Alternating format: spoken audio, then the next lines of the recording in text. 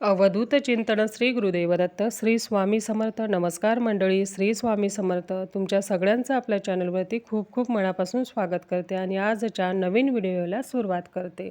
तर स्वामी भक्तांनो, आजच्या व्हिडिओमध्ये आपण बघणार आहोत की स्वामींच्या मठात केंद्रात गेल्यावर आपल्याला ही चूक करायची नाही, अन्यथा केलेल्या सेवेचे फळ प्राप्त होणार नाही. तर कोणती आहे ती चूक? तर चला आपण व्हिडिओला सुरुवात करूयात. बघा स्वामी भक्तांनो, आपण स्वामींच्या मठात केंद्रात जातो तेव्हा मनात स्वामींविषयी खूप प्रेम, श्रद्धा आणि विश्वास या भावनेने जात असतो. जेव्हाही आपण स्वामी महाराजांच्या केंद्रात जातो तेव्हा आपलं मन शांत होतं, मनातील चिंतेचं वादळ थांबलेलं असतं. जेव्हा आपण स्वामींना डोळे भरून पाहतो तेव्हा दिवसभराचा संपूर्ण थकवा जणू निघून जातो. स्वामींचं रूप डोळ्यात भरतं. हो ना, हा आपल्या प्रत्येक स्वामी भक्तांचा अनुभव आहे.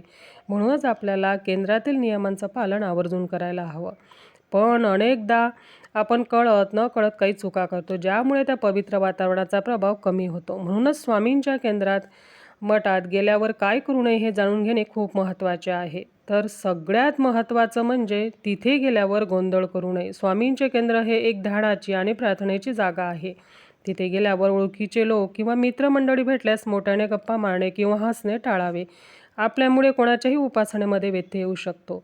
जर आपण आवाज केला किंवा मोठ्याने गप्पा मारल्यात तर आपलेच लक्ष विचलित होईल आणि स्वामींचं दर्शन घेऊन देखील मन शांत होणार नाही. कारण उपासना, पूजा करताना बोलू नये, गप्पा मारू नये. आपण शांत उभे राहून स्वामींना डोळे भरून पाहावं की जेव्हा आपण ध्यान करू, स्वामींचा जप करू, तेव्हा डोळे बंद केले की फक्त डोळ्यांसमोर स्वामीच दिसतील. स्वामींच्या मठात जेवढे शक्य होईल तेवढे मौन धारण करावे आणि श्री स्वामी समर्थ, श्री स्वामी समर्थ असे नामस्मरण सुरू ठेवावे. मोबाईलचा अतिवापर करू नये. केंद्रात आत गाभाऱ्यात दर्शनाला गेल्यावर फोटो काढू नयेत किंवा व्हिडिओ काढू नयेत. दर्शनापेक्षा कॅमेऱ्यात फोटो, व्हिडिओ काढण्यात जास्त लक्ष असतं. त्यापेक्षा स्वामींशी संवाद साधा. घाईघाईत दर्शन घेऊ नका. पण घाईत दर्शन घेतल्याने मनाला समाधान देत नाही. त्यामुळे थोडा वेळ थांबा, शांत बसा, नामस्मरण करा, तारक मंत्र म्हणा किंवा श्री स्वामी समर्थाष्टक म्हणा. स्वामींच्या समोर आपले मन मोकळे करा. हीच खरी भक्ती आहे. अहंकार आणि मोठेपणाचे प्रदर्शन करू नये. स्वामींच्या दरबारामध्ये राजा असो किंवा रंक सगळे सारखेच असतात. तेथे गेल्यावर मीपणा उंबरठ्याच्या बाहेर ठेवावा. अहंकारामुळे, मीपणामुळे स्वामींची कृपा, आशीर्वाद तुम्हाला प्राप्त होणार नाही. काही जण इतर लोक स्वामींच्या मठात केंद्रात जातात, त्यांचे दिवस पालटले, त्यांचं चांगलं झालं, मग आपणही जावं या स्वार्थी भावनेने केंद्रात मठात जातात. मनामध्ये खऱ्या भावना नसतात, पण इतर जातात मग आपणही जावं. तर असं करू नका. स्वामींना तुमचे बाह्य रूप नाही तर तुमचे मन महत्त्वाचे आहे. म्हणूनच दिखावा न करता स्वामींची भक्ती मनापासून करावी. मंदिराच्या परिसरात मध्येच चपला काढू नयेत. चपला स्टँड जिथे असे तिथे चपला ठेवाव्यात. विनाकारण पसारा करू नये. बघा, स्वामींना सर्व दिसत असतं, त्यामुळे केंद्रात नियमांचं पालन अवश्य करावं.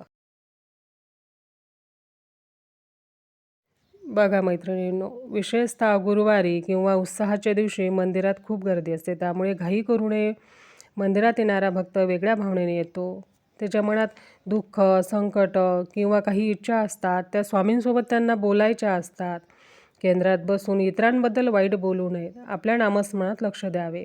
इतरांच्या चुका काढू नयेत. केंद्रातील नियम मोडू नयेत, जसे की पेहराव म्हणजे तुम्ही कोणते वस्त्र परिधान केलेत. विशेषतः विवाहित स्त्रियांनी साडी परिधान करावी, हातात हिरव्या बांगड्या घालाव्यात, कपडावरती कुंकू. तसेच मुलींनी सलवार कुर्ती परिधान करावी. स्त्रियांनी डोक्यावरून पदर घ्यावा, मुलींनी डोक्यावरून ओढणी, दुपट्टा घ्यावा. तर हे नियम पाळावेत. तसेच गाभाऱ्यात मधोमध उभे राहून जास्त वेळ तिथेच थांबणे, इतरांना दर्शन घेताना अडचण होईल असे उभे न राहता स्वामींचं डोळे भरून दर्शन घेऊन साईडला उभे राहावे.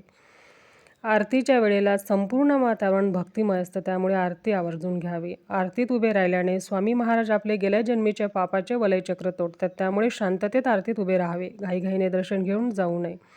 मग लहान मुलं आईंसोबत दर्शनाला येतात, तर त्यांना लहानपणापासूनच मठातील, केंद्रातील शिस्तीची सवय लावावी.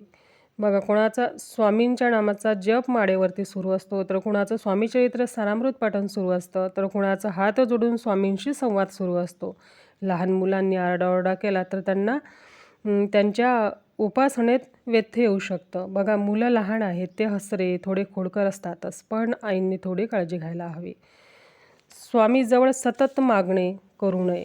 स्वामींना हे द्या ते द्या असे करू नका. स्वामींकडे काही मागताना मला ही मिळालेच पाहिजे असा हट्ट करू नका. हे स्वामी राया, माझ्यासाठी जे योग्य आहे तेच द्या असा भाव ठेवावा. केंद्रात स्वामींचे तीर्थ विभूती ठेवलेली असते. ते तीर्थ विभूती घेताना वाया जाणार नाही हे लक्षात घ्या. तसेच प्रसाद महाप्रसाद वाया जाणार नाही याची दक्षता घ्यावी. बघा, केंद्रातील नियम शिस्त सुद्धा कुणाला त्रास व्हावा म्हणून नाही, तर तिथली शांतता टिकून राहावी म्हणून असते. जरा विचार करा, तुम्ही शांत बसला आहात, नामस्मरण करत आहात किंवा स्वामींशी संवाद